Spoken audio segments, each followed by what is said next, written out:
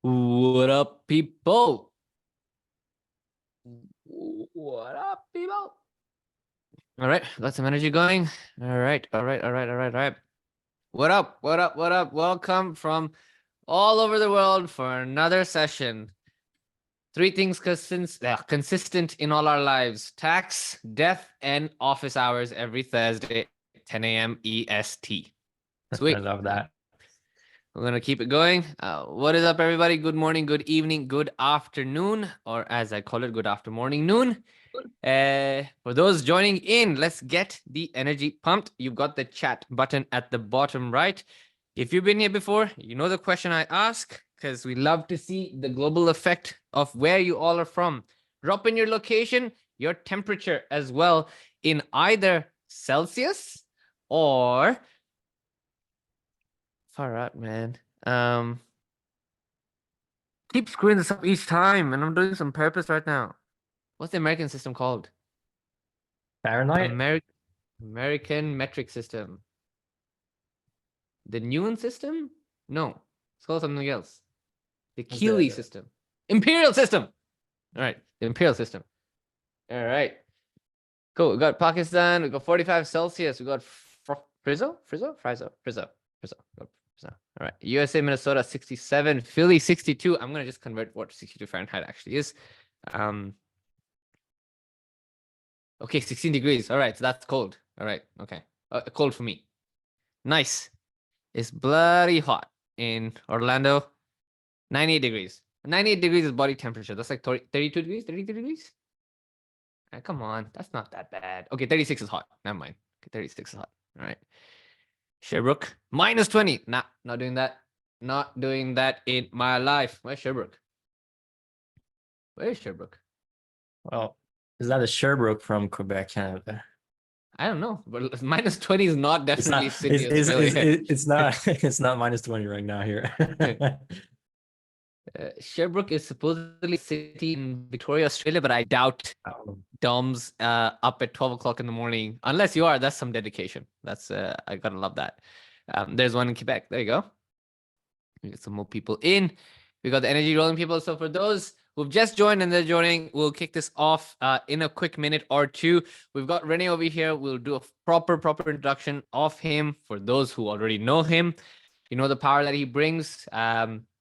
There's a lot of discussion happening in the open world right now and online regarding automation, email. Should I personalize, not personalize? Should I send a skill? Should I not send a skill?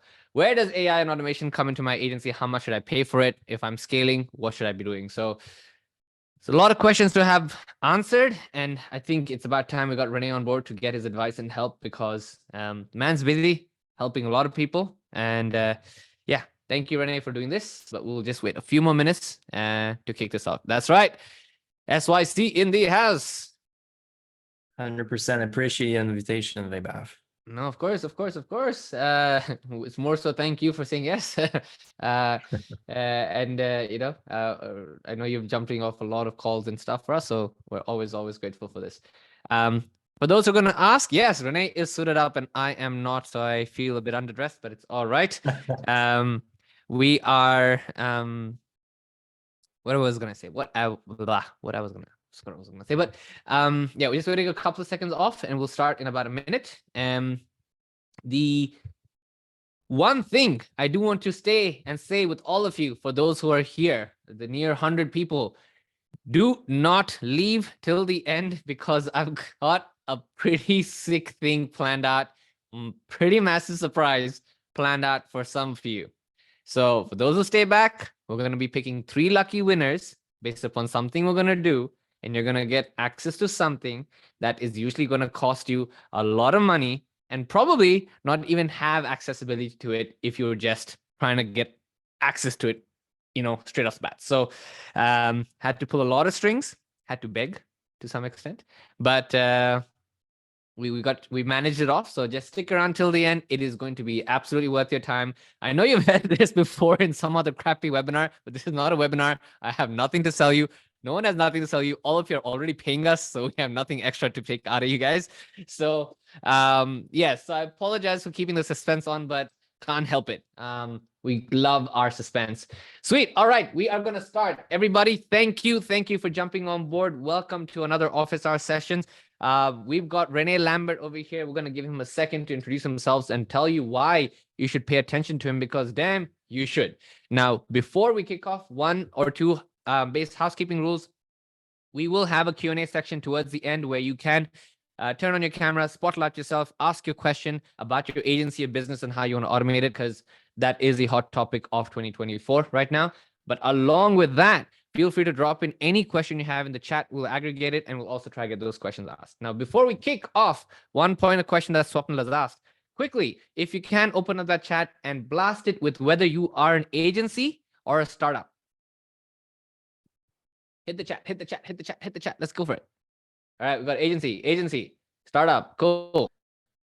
Agency, love it, love it, love it, love it, love it. Solo, love it, beautiful. This is going to be massive value for a lot of those agencies and even more value for the startups as well. Kidding? It's more value for everyone. Values for everyone, yeah. Values for everyone. Values for everyone. All right. Cool. So we got agency galore. That's what we need. That's what we love hearing. This is established business. All right. Okay, Mercy. Cool. 3, 2, 1. Mr. Renee, with the E that has a hat on it, thank you for joining us. And the mic is yours. We'd love a quick introduction about yourself. And let's start.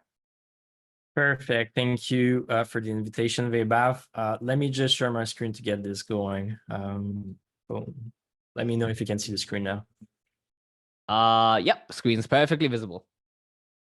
All right, I'm removing a couple pop-up. There you go.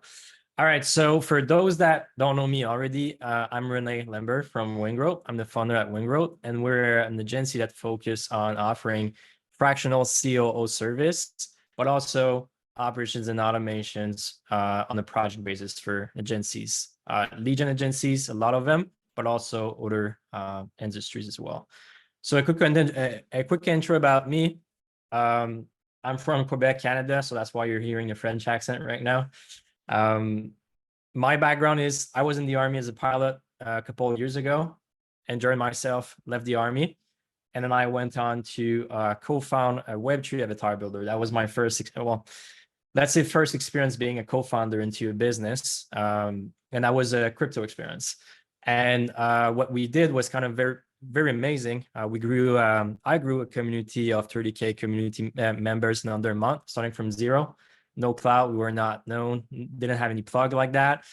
And we sold out the product at launch. So we made over like $2 million in under 3 hours after that 1 month of grinding, and that launched. And our project Styler grew to about $8 million market cap in about 5 months. So a pretty good experience, first experience in business, I guess. Very exciting one as well, because it was a very interesting project. From there, I exit Styler just to focus on my own thing, which is Wingrowth, which is not what I'm doing full time. But Wingrowth wasn't always about operations and automation. So we started with lead generation as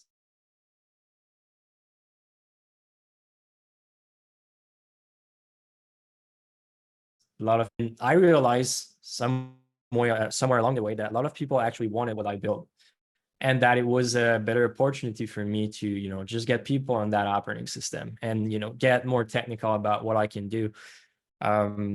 So I pivoted Wingrowth about 8 months ago to operations and automation, and also working as a fractional CEO, using the experience I got into my other business ventures. So now we're all paying a lot of agencies in the lead gen area, but also lead gen industries, but also various other industries like YouTube, sales, short form content, a lot of different things, but in general, online agencies world.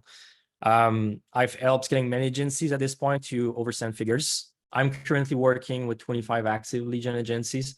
So those are active clients currently working with me. I'm an official Smartlead integration partner and also a coach and consultant into Agency Velocity, which is a group of over 200 lead gen agencies. And I teach operations and automations. There you go, Vaibhav, for the introduction. Lots of stuff. Love it. All right, cool, man. We get it. You're flexed. Let's go for it. We'd love to kick this session off.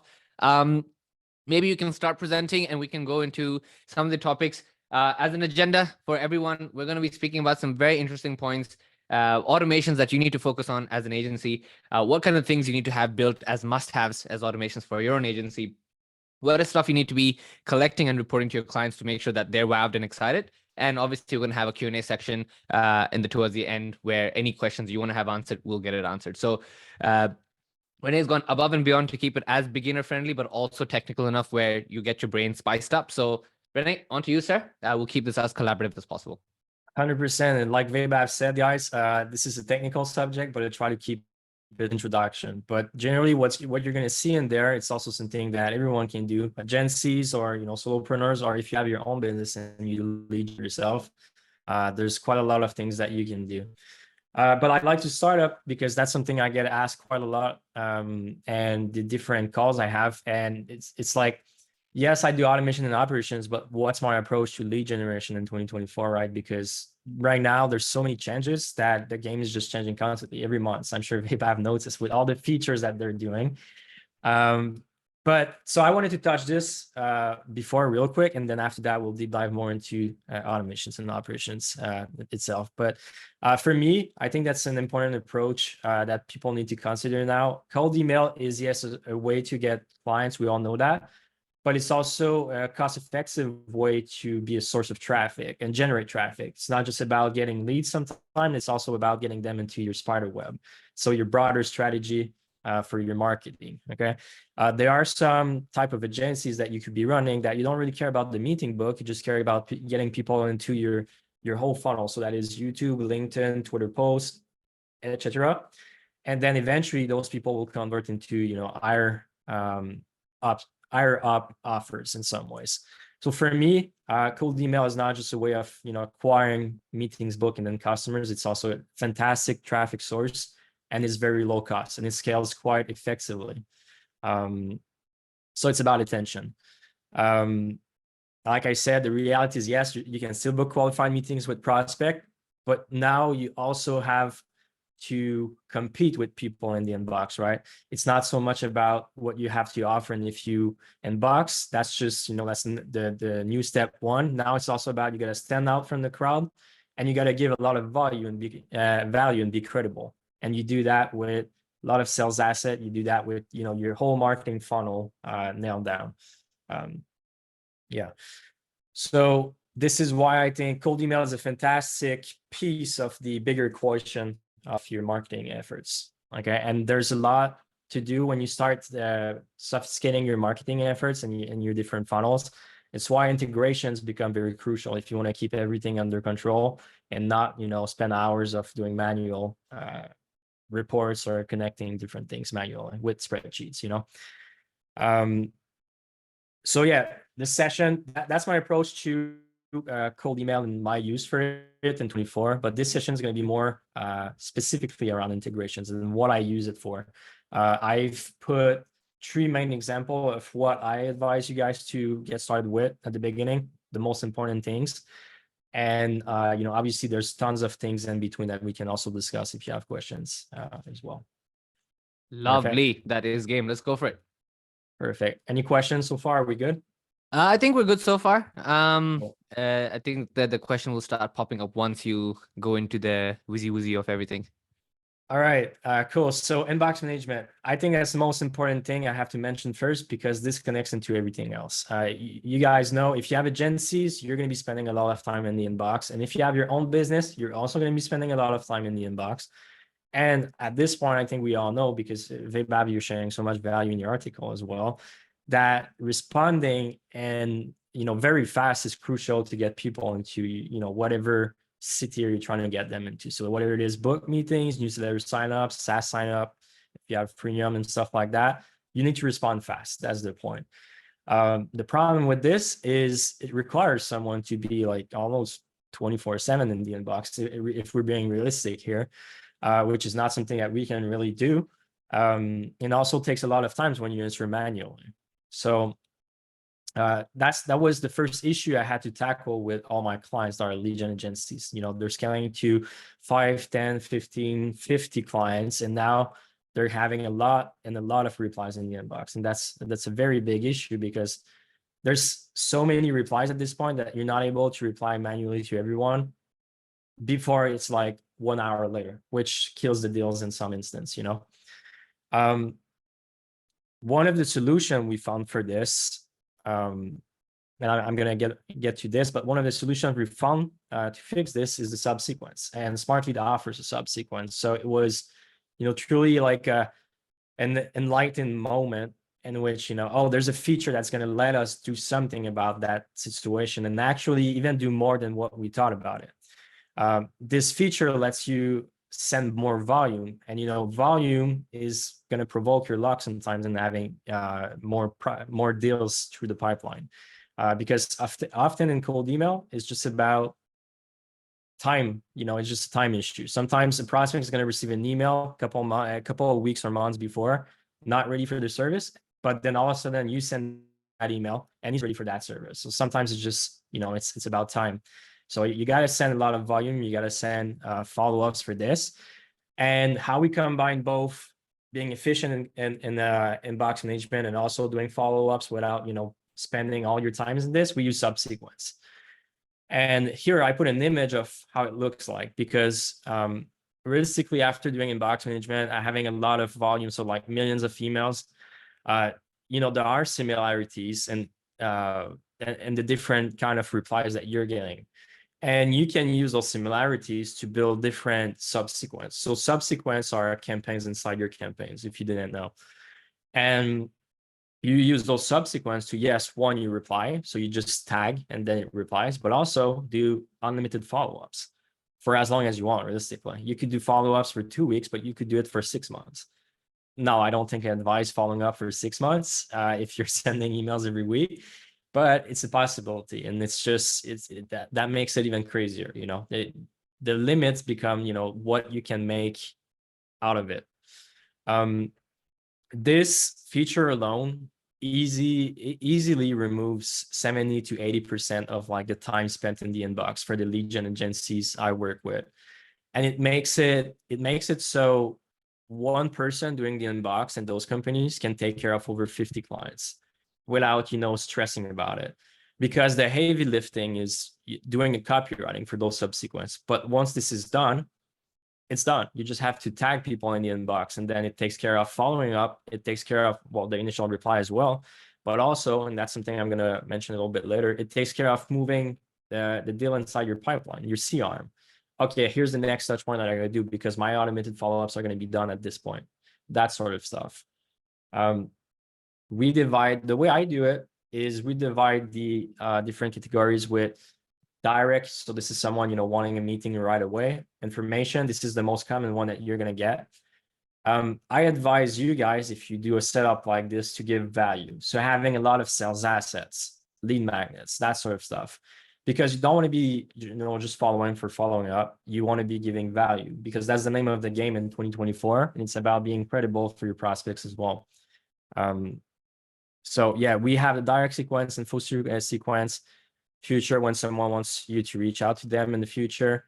Not interested is someone, it's one I have to mention right now because not many people are using that for some reason, but it's one of the best subsequence you can have to ask someone politely for feedback about your offer when they're not interested, especially, and I keep this in mind, if you're a SaaS that's trying to find product market fit, this is like the one thing that you want to be running. You want to be running volume, and you want to be asking people why they're not interested into your product when they say they're not interested, right? And this is going to allow you to find your product market fit quite fast when you think about it, right? So those are the main ones. Then we have a couple other custom sequence I'm not going to get into, but for different type of workflows. Yeah, the important thing just to sort of jump in while you're on this point. So for clarity for everyone, so they're not just confused over here. These automations that you built, they're built off the SL API right now. Correct? Okay, cool. So that's just using the documentation. So this is something anyone and everyone can obviously that's why you exist, but they can give that a crack themselves if they want. 100%. And your API is, documentation is well made. It's a lot Awesome. made better than a couple other software.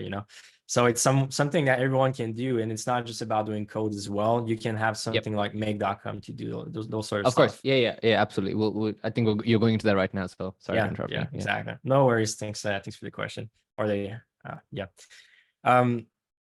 The important thing is, if we talked about integrations now, and what's the extra step after something like that when you do inbox? The extra steps for us and for our clients is essentially, every time we tag someone, we also want to be storing those positive intent leads somewhere in the CRM. So the CRM, there's many CRMs. The discussions are about that. But in our case, we use Airtable, and we store every lead that has a positive intent inside Airtable. And that allows us to just enable more sales process that we might have in place, but not only that, using the API and connecting a bunch of software like Apollo, for example, that most of you guys probably know, you can decide that you want to tag someone inside Smartlead, then enrich the data so I have more information about the contact and the organization, and then send this into your CRM.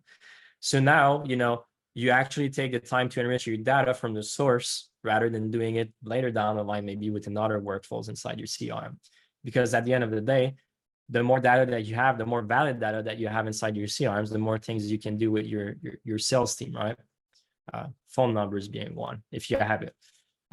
So in our systems, it looks like that. We use make.com for everything like that, but you can use like a lot of software to do that. The important thing is that we also know, what kind of subsequence we've tagged people in, because someone that is in our system a direct sequence, so someone that wants a meeting, is very much high intent compared to someone that just asks a question, so based on this, you can decide, okay, I'm going to send notification. I have a phone number. He's high intent. Let me have someone call that prospect immediately when you receive the reply. And that is sometimes just the extra mile that you can do just to get a deal going, so yeah, that is for the inbox management part. Try to cover as much and also going fast. But if anyone had any question at this point, I guess it'd be a good time for inbox management specifically. We'll wait for the crowd to drop in any questions that they have, but I've got an interesting one over here. You've obviously spent a bunch of time building this up. For those who may have, is this something that I can copy paste across, or where does the origination come from? I guess what I'm trying to figure out with this question is, how do you define a problem statement for each person to walk backwards from? Because every agency will have their own set of, constraints, uniqueness, value propositions, and flows. Yeah. So if you can explain a bit further as to how you found that problem statement and what were the steps to go backwards and create these modules, I think that'll be super cool, because then people can start replicating that on their side. Yeah, 100%. If I understood, well, I'm going to give an answer and you let me know if that goes towards your question, just to be sure. But what I'd say is, this is a process that we replicate across all my clients and, that are lead gen agencies, because those categories stay the same. Information request or information sequence, it's one global category, and you can have a lot go into it. The way you're going to handle it, though, is, you'll have to templatize the way you respond to people asking more questions. And the way we do it, because you're not going to have inside a subsequence the precise response to what the prospects are asking you, is by giving a lot of values with sales assets. So maybe like a huge document that precisely benefits that prospect. And that's kind of how we handle the different subsequence, but based on your offer that you're offering or what your clients have to offer. So if we're talking about a branding and design agency, back in the days, what I used to do for my own client when I was doing lead gen, well, it was about getting a reply from the prospect, but then we wanted to share the value that we had to offer. So it was about sending a deck, but like a deck that makes you go like, wow, I got to work with those people, right? So this is how we handle the response with subsequence in that instance. Does that answer your question a little bit? It does. Yeah, cool. Can I be a little annoying and ask you to zoom in a bit? While I appreciate my carrot juice growing up, I think that's a picture, so it's not gonna. Damn it. Okay, yeah, it's cool. a picture. Okay, that's fine. But can you just go through? I mean, literally scroll your mouse over from left to right and walk me through the modules that you've sort of set up over there. Yeah, 100%. So, well, everything red The like this in webhook. Yeah. make.com is a webhook, Yeah. guys. So it's an action inside Smartlead that triggers something. Mhm. And then after that, it's a Smartlead API call to where like we're getting the information about the leads inside Smartlead, just so we get the IDs right. Because I like storing every ID from Smartlead inside Airtable, so we can always go back and connect with our automation in the future with it. And then after that, this is just some processing for like the special characters. So not much to say here, but what's important here is Apollo, right?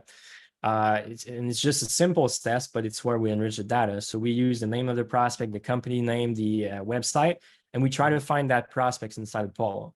So not everyone is going to exist for sure, but most of them are going to exist in there. And we get every piece of information that we want that is on Apollo. And mainly we get the phone number. So yes, you guys that knows Apollo, you know, the phone numbers that we find in there, most likely it's going to be the HQ phone number, except when it's smaller agencies where usually the phone number on there is like the mobile phone number of the founder. So it's still valid. And when we have that phone number, what we do, I'm just going to skip a little bit of steps here. You know, all those Slack workflows is essentially sending a notification to a setter. Oh, go call it prospects. We got the phone number. There's the context. Go call it prospects. Right. Then after, after that, ChatGPT, we use it a little bit. This is for like giving context on the discussions, but we store this. It's not really something that we use on the moment. It's something that we store inside our table, and then we can go back to. This is just for like text formatting. Cool. Got it. Yeah, you're just aggregating the simplicity. information, parsing it. Yeah, makes sense. For the sake of simplicity, because you know sometimes doing Python scripts that takes like hours to do, you can just do a ChatGPT call and you're good to go. Yeah. Yeah. All of this here, this is just all those Airtable things in the middle here. Let's just call it conditional. Okay. Okay. It's conditional based on the subsequence, but it's also just CRM things. Okay. Organization, contact, and bill. You know, traditional way of doing CRM stuff. Okay. Yeah. Okay. Got it. Yeah. Lovely. Does that answer your question? Yeah. That does. Thank you. Sorry for me being a needy person, but I am. I'm tingly. So I think someone's dropped a quick question over here. We'll look at addressing it very quickly, but we can do it later. The question that they've said is, how do you handle replies on Smartlead that say reach out to my colleague at this with their email address with respect to automation? Do you use, this is where like the ChatGPT segment comes in, or how do you handle those random edge cases? No, so to handle the colleague, let's just call it a referral, right? It could be I'll reach out to that other departments. The way we handle it is there's some manual process involved, and this we haven't automated everything because sometimes it's complexify things for no reason. But for the referrals, we use a Smartlead feature for that. We essentially just forward to that new lead the whole conversation. And then after that, we replace the lead. So we replace the email. Then, you know, we put ourselves as a quick notes inside the CRM. So next touch point in 2 days, you know, we just give a couple of time for the prospect to answer. If that prospect doesn't respond, what we do is we're going to push that new lead to a subsequence of follow-ups. So now we're going from like, he's got the context and we're going to be following up with him until he replies. And you can have a subsequence that say, hey, you know, X person gave us your email to reach out for that reason. And usually you're going to get a response for those because it's like, it's coming from their CEO or, you know, other important person in their company. So that's how we handle that. Got it. Okay. Nice. Smooth. Awesome. Thank you. That's perfect. Cool. Easy. All right. I guess we can get to the second portion now. Yes. Which is an interesting one. And this can go like so much in depth. So I try to give you a lot of value here, but you know, data is data. You can go like, you can make a tree out of data and just make so much. But data collection, reporting, and analysis of that data for cold email specifically, when I get asked by people like, what are the most important things you got to start with? Automating, that is going to be up there. Why? Because when you do volume, there's no way you take the time to do that manually. It's just impossible to do that.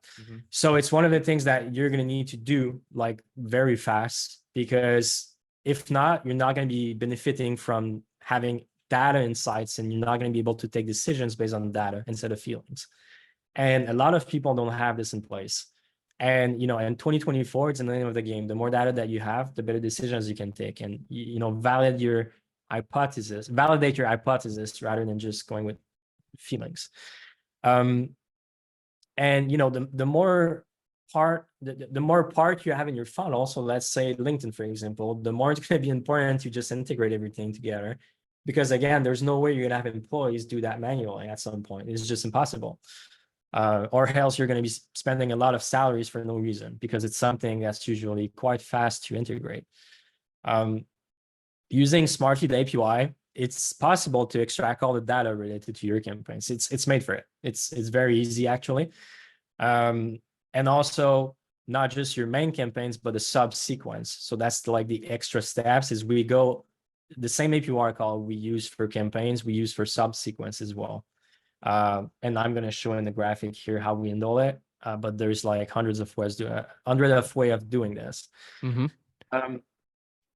Just a side note here, if you guys don't use Zapier, Make, or any other software, I recommend Make. You know, you have that initial learning curve, but after that, it's much more powerful. It's low cost. Zapier is very high cost. It doesn't let you do as much, I think, in terms of like when you have a lot of conditional. You can use that link here, small plug, but that gives you, since I'm a Make partner, that gives you a 1 free month, which is not going to be happening with any other referral link if you're not a partner. So can I shoot this in the chat, Vaibhav? Yeah. Please copy it or send it to me, drop it in the chat. There you go. Yeah, so that's going to give you 1 free month. Use it. But yeah, tons of resource on make.com as well. Guys, you don't need, because that was my bigger mistake when I started this. You don't need to have the native integrations of software you want to use. As long as there's an API, you can connect it. So if I have one advice for you guys that want to start integrating a couple of stuff in the house, is learn how API works, and then you can just build whatever you want. It's literally as simple as that. Well, it's not simple, but it's kind of simple when you think about it.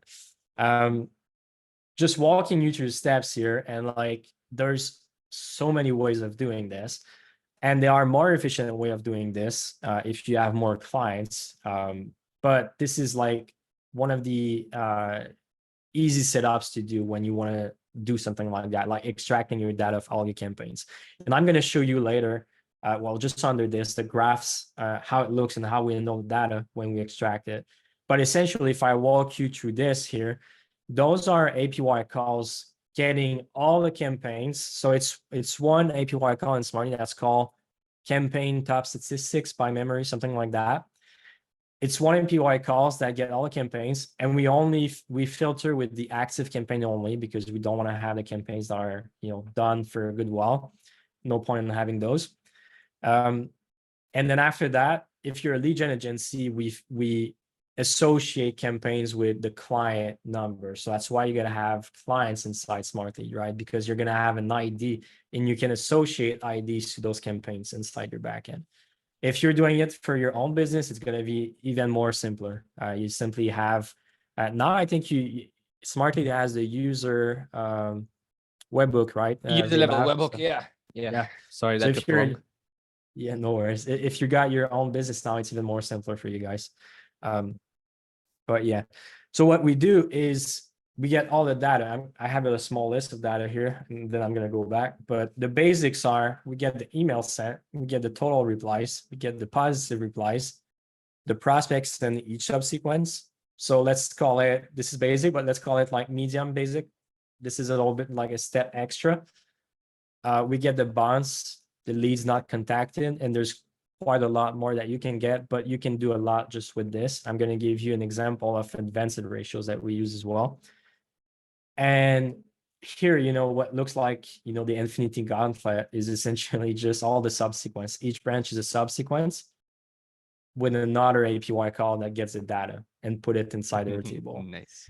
Cool. So without going too much into it, this is a bunch of the same API call and us storing the data inside our table. It's really like 2 steps plus some filtering inside it. Got it. But there's a lot of ways of doing this. If you have a lot of clients, guys, like your lead gen agency, you have, let's call it over 20, 25 clients, I would advise you to do it maybe on the server in like some Python, because you're going to save on make operations costs for sure. Yeah, it's going to cost you like, once it's done, it's going to cost you like $7 per month for a server, and you're good to go. Also something that we do, but yeah. Love it. Some advanced ratios, guys. Plus I have some sauce, something. Go Can I ahead. interrupt you very quickly before your sauce come, like you go way too deep into it, because I think people are going to be super keen.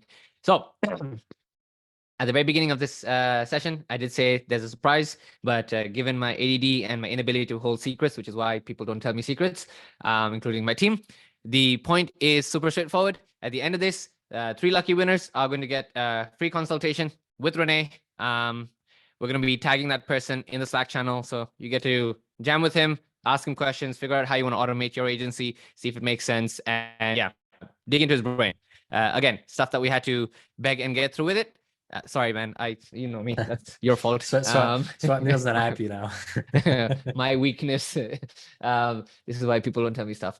So cool. Flagging it again. Stick around until the end. We're gonna get the winners through. I will tell you how to register it and how to get yourself in the play. Yeah, he'll book a time in. We'll create a private channel with the 3 of you individuals and Renee, and then you can book a session, figure it out, jump on a call, get it sorted. But anyway, sorry, Renee, back into you. No worries. Thanks for the interruption. I think Swap Neil is gonna have a talk with you after that, though. Some sauce, guys. And I'm gonna give something that never gave to anyone. So you guys are like the first one, except my clients, they have it, although they probably don't understand, you know, how we handle it in the back end. But the one thing that lets you compare apple to apple when it comes to clients and campaigns.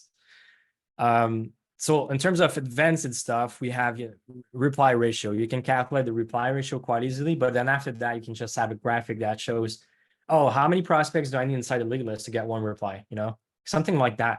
And it's quite easy after that to extrapolate. Oh, with this campaign, if I have 1,000 prospects inside my lead list, I should expect 150 reply. You know it because you're tracking it, right? That sort of stuff. And I'm going to show you the graphs just under it.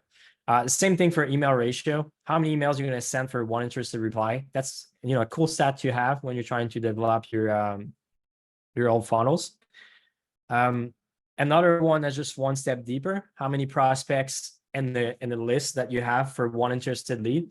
So you know exactly, okay, you extract 10,000 leads from your TAM, and you know you're going to get 500 replies that are going to be interested. You know it. That's how, by tracking the stats, that you're able to predict and make, you know, some prediction charts and predict your growth as well when you do that.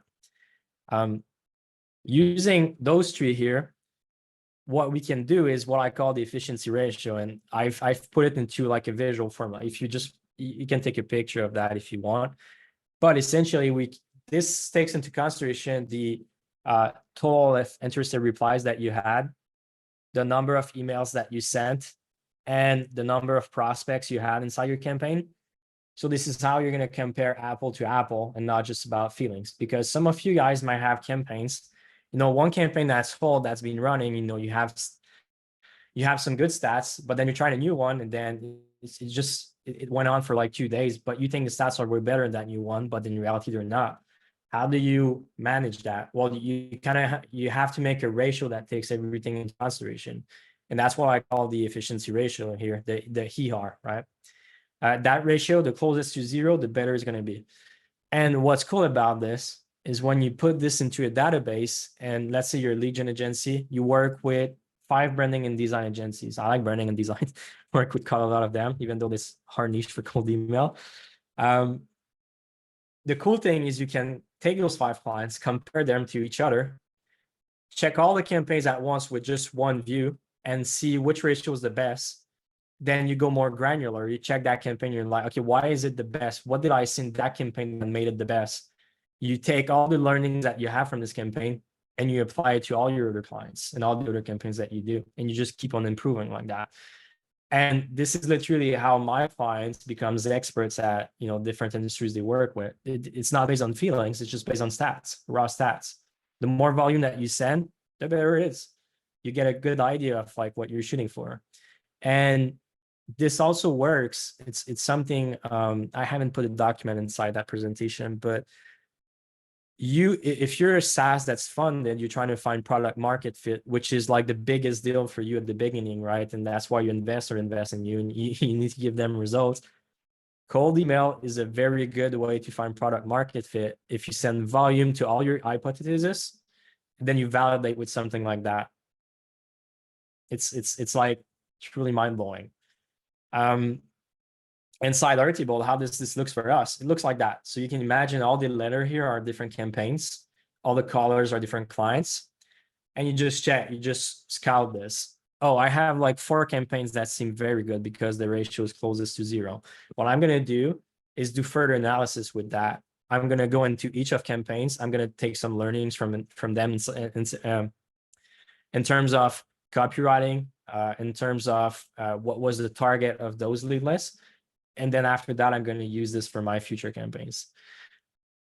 If you have one thing to remember from this call, let it be that. Use that inside your company. Love it. This is crazy. So good. Wait, hold I can on. take a couple of questions if there are questions here before going into I want to just maybe pause for a second. Does anyone have questions, or is it just straight brain juice right now? Because I think that's really cool. Is there any other metric that you tend to attack towards to manage I guess signals to see if things are working well for you? Because what some people end up doing is they also go with time to lead or quantity, which is basically how many leads does it take to get a first positive response, and they use that as a metric to measure both their copy as well as their offer as an angle. I know a lot of the popular outbound people tend to do that, and they use it as a way to gauge the filter that they've run on Apollo, and then they start dropping a lot more energy into it after that. I would say those are the main ones that we use. Okay. But like I said, stats is like a never-ending tree where you can go deeper and deeper. I think it's always a good idea to track more if you can justify the use of it, if you have a use for it. If you don't have a use for it, just no point on creating a system to track it, I think. And it's a trap that a lot of people fall into, like, oh, they have all those numbers, but they don't understand what they mean. So we're trying to keep it, has beginner friendly, for example, but also efficiency speaking. Okay. This will be it for me in terms of like efficiency ratio. That's fair enough. That's the one thing.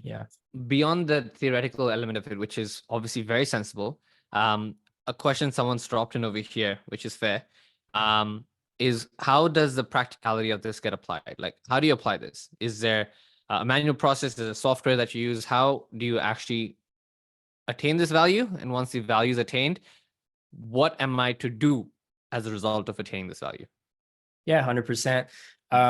So one, I can share another graphic. I don't have it in this presentation, but I'll share it after. Sure. How do we get to that point? First is we have to extract all the data from the campaigns. That's like the base of it. But then we use Airtable to, we get the data.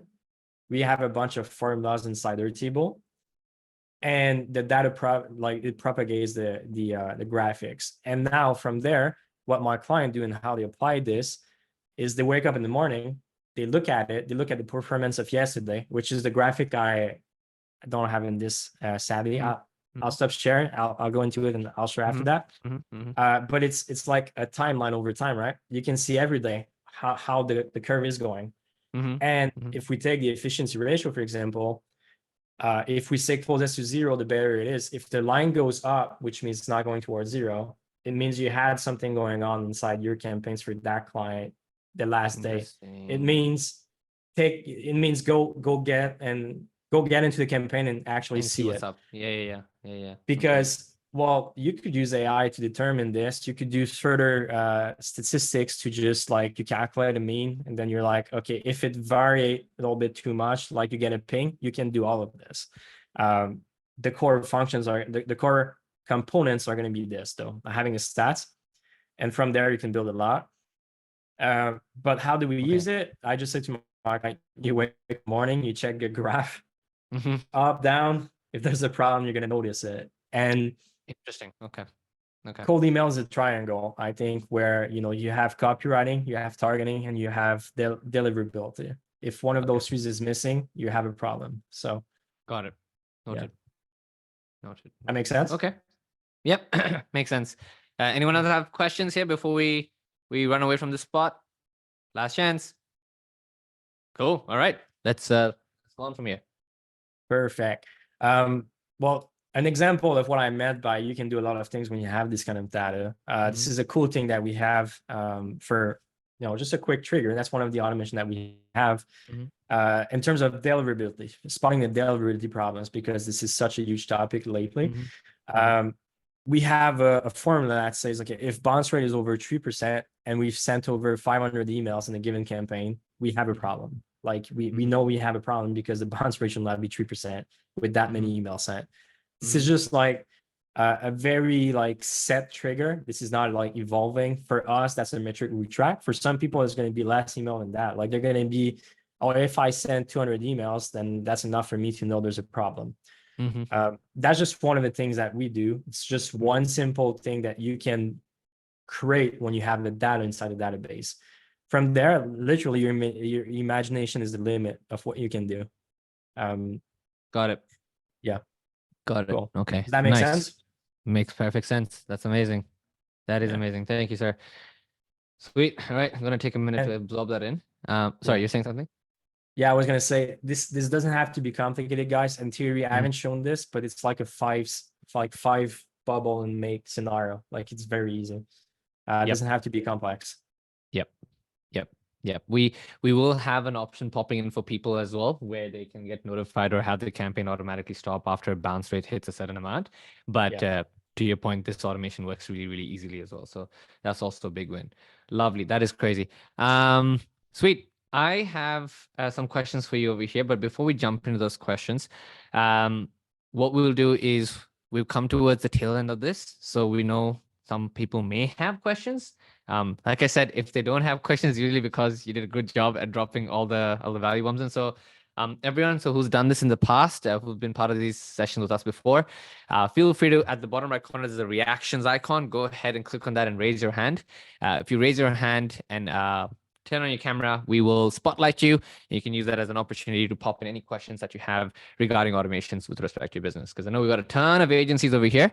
So if you have any questions, pop it in. But while those are coming through, I have a question for you. Yeah, for sure. Renee, if someone wants to sort of kick this off and get the baseline process running, right? And they want to get us a set of scripts in place, they want to figure out how to automate their business, what would be the idealistic steps? Obviously, there's the option to go ahead and work with you and go through a consultation process. But on an alternative path, is it something they can just gunk together in a spot, go hire a virtual assistant, explain a few things, and get that built out?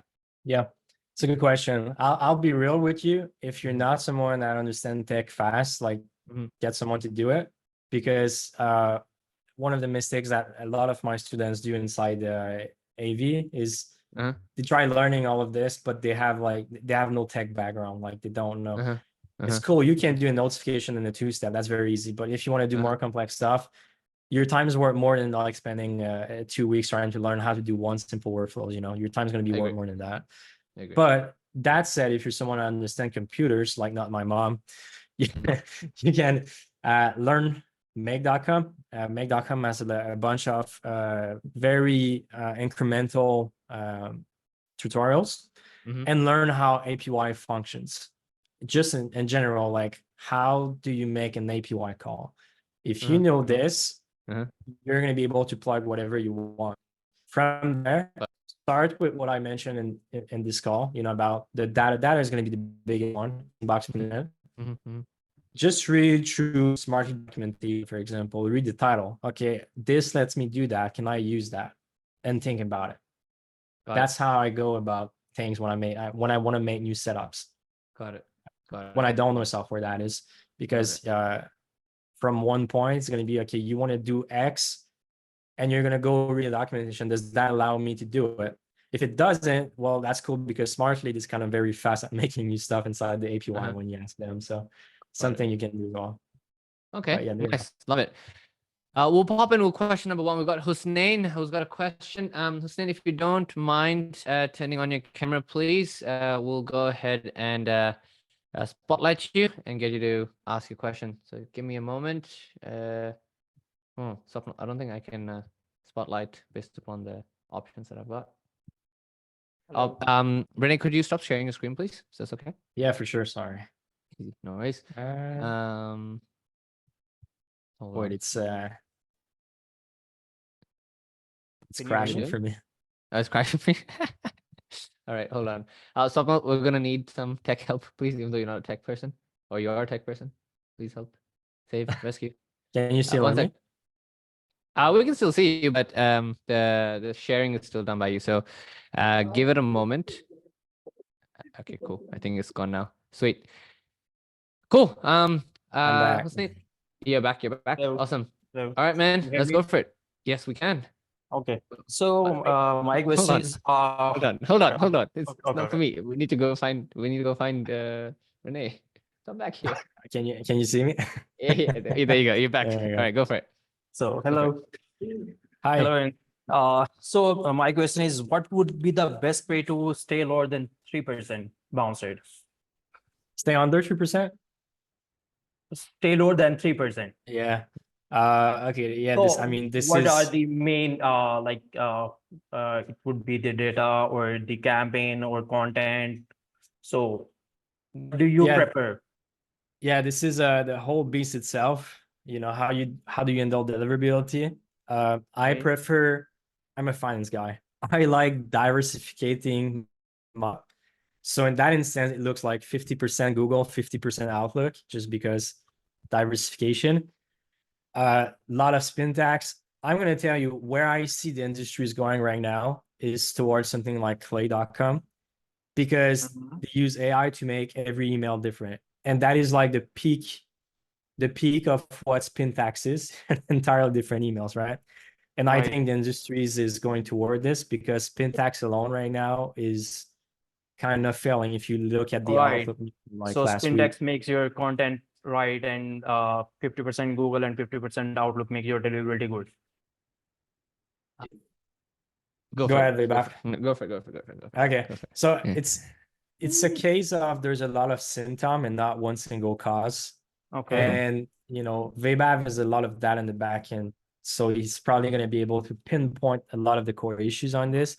On my side, I think you can just follow a general set of guidelines that are towards diversifications, and it's going to help you to keep your like healthy in some ways. Yeah, there's no single source of truth, I think. We'll keep it to one more question, Hussein, but to sort of drop into what Renee said and what you said, spin tax that is used to a small amount, but scaled to a large value cycle, sort of loses value proposition, because it's, if you got 100,000 leads and 5 spin taxes, etc., that's still 20,000 leads per message. So the perspective over here is, yes, there's no denying of the fact that if you go with the clay type experience where every single email is unique, that is the best way. Like that cannot be beat, right? But obviously, if that's something you can't do, then in that case, you can offset that with something like spin tax, 100%. Right. Thank you so much. Cool. Yeah, Clay. Sweet. Do we have any more questions? We got one more. We've got sorry, mate. I'm gonna call you Mr. Dimitrov because I'm gonna mess up your first name.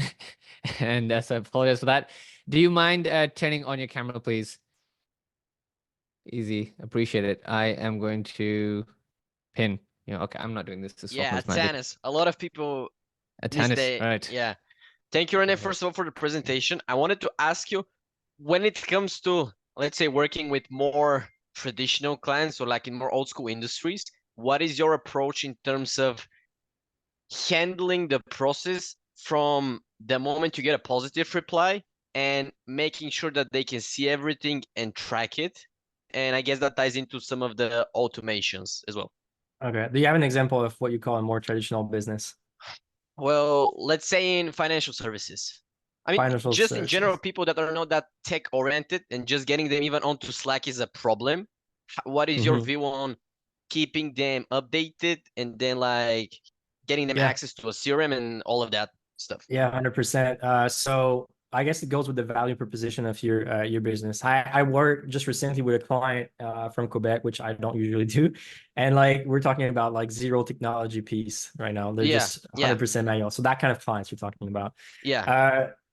In that instance, it's literally about teaching them what they needed, why they need it, and you're kind of in the role where you're going to transition them to like the numerical world, like hey, welcome in the new age, you know, because there's as the gap is so big now with AI that if they're not on the internet, it's kind of like, listen, John, listen, but your company's kind of going to die if you're not using those things, you know.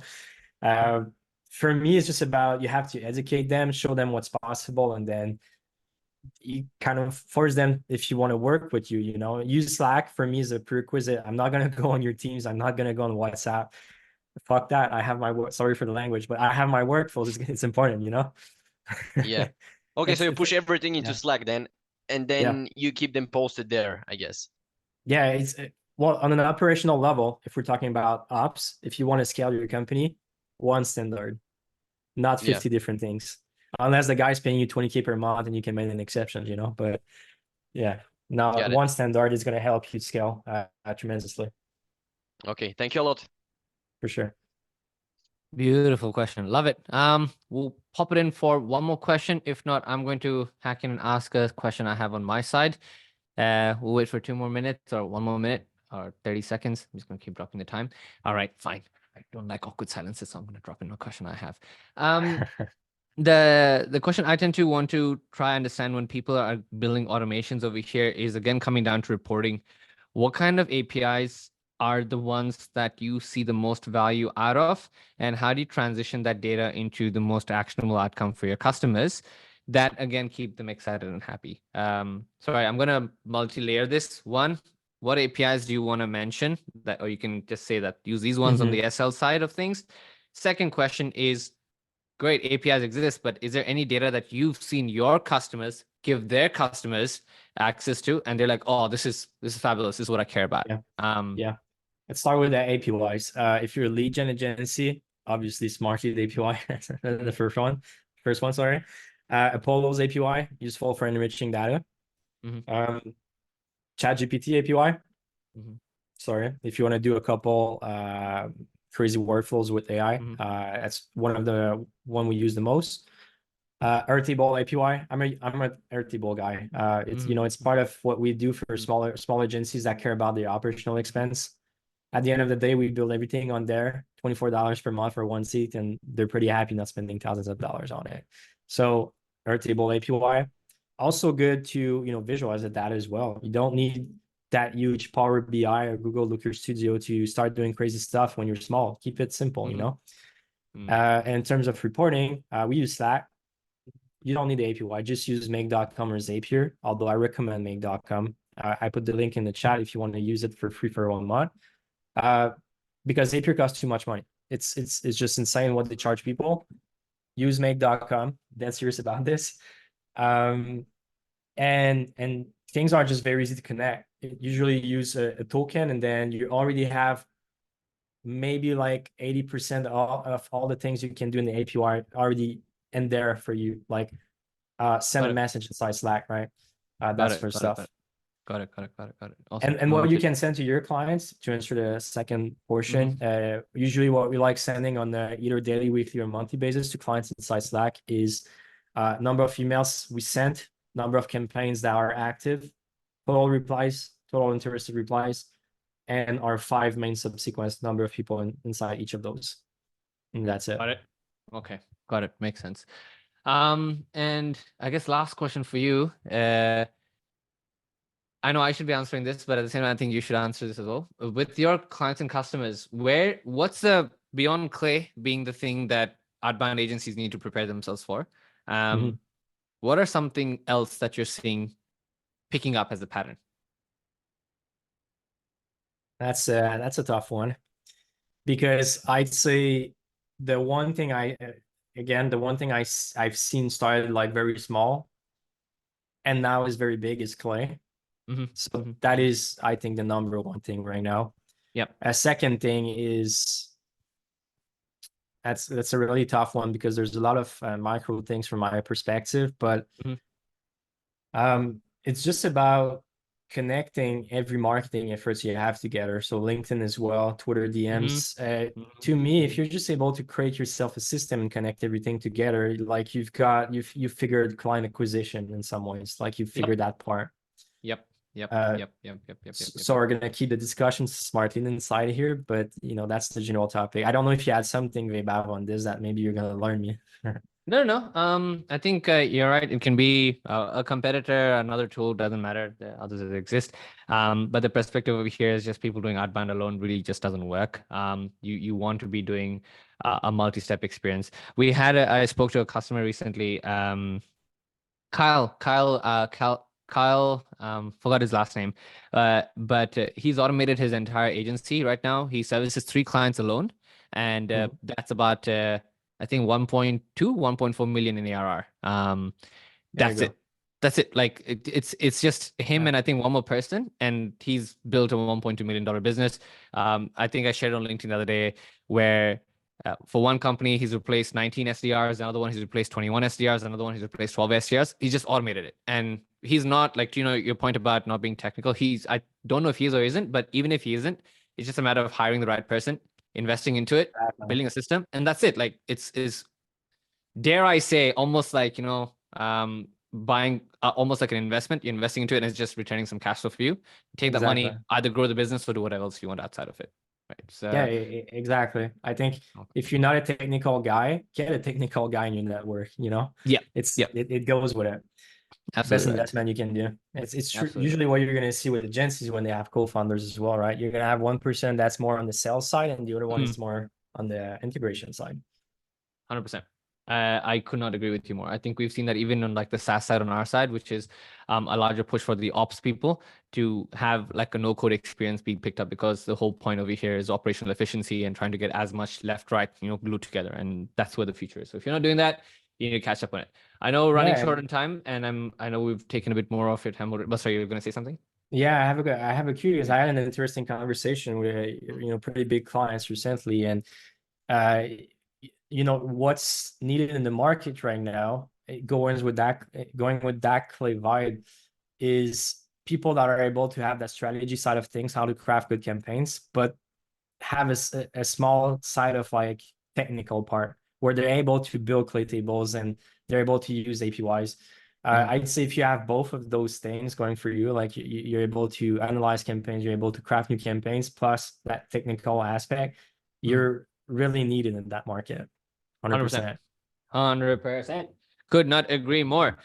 Cool, people. As I promised, there's 2 things coming up your way. Surprise of a surprise. Stop, no, don't hate me. So one of them, you want to go ahead, there's a Slack link I'm just dropping over here. Pop in your name, just comment free consultation from Renee, and then just in that thread, please do not spam the channel. Pop it in there. We'll select 3 people, and we'll get you in touch with Renee to run those consultations, so you can automate set up your agency for massive success. And if it's at 0, we'll get it to 1. If it's at 1, we'll get it to 10. Second thing, a lot of stuff was spoken about: deliverability, operations, automations, data access, and so on and so forth. For those who are aware or not aware, we have got a pretty big update coming up in about 6 weeks' time that will idealistically allow you to get full access to your deliverability without having to worry about your open rate tracking or anything else. So send emails in plain text, but have 100% access to your reports. How? You'll find out in a few weeks' time, but it is going to be completely accessible and available for everyone in the Pro plan and above. Any customer who sticks through with it. So just wanted to share some quick updates. And yeah, I'm super pumped for everything that's coming up for all of you. We're working very hard, and we thank you for coming to these sessions. We've been doing this for 2 years now, and we'll continue doing this with some more massive people showing up. So very quickly, the link's in the chat. You want to drop it in there, put a big pump in the thread section saying, I won the consultation, and we'll pick 3 lucky winners to have that conversation with Renee. Thank you. Enjoy your time. Can I do a last plug? Yes. Just for the notes, I'm going to drop my website if you guys want to know a little bit more about what we do inside the chat. Yes. And also, if you're a lead gen agency that have no system, that's what we do. I mean, we're working with 25 lead gen agencies. I think we've made the McDonald's of lead gen agencies. Like we've made the franchise at this point. It's fair to say. So is that something that interests you as well? Feel free to take a call on there. Yep, I'll the pop that link website. in there. Give me a second, we'll do that through very quickly. And just as a note, you all know we don't just put random people over here. Renee is verified and certified. A lot of people have recommended him, hence why he's over here. So at least trusted on our side, that's for a fact. Link is over here with the affiliate link. I'm kidding, there's no affiliate link. Affiliate link. It's bare bones URL. Use it if you want. Get in touch with him, book a meeting. We've pushed him to a lot of customers, and our customers have been super, super happy. No kickbacks or any of that jazz. So thank you all. See you on the Slack channel. See you next week. Enjoy. Take care and be safe.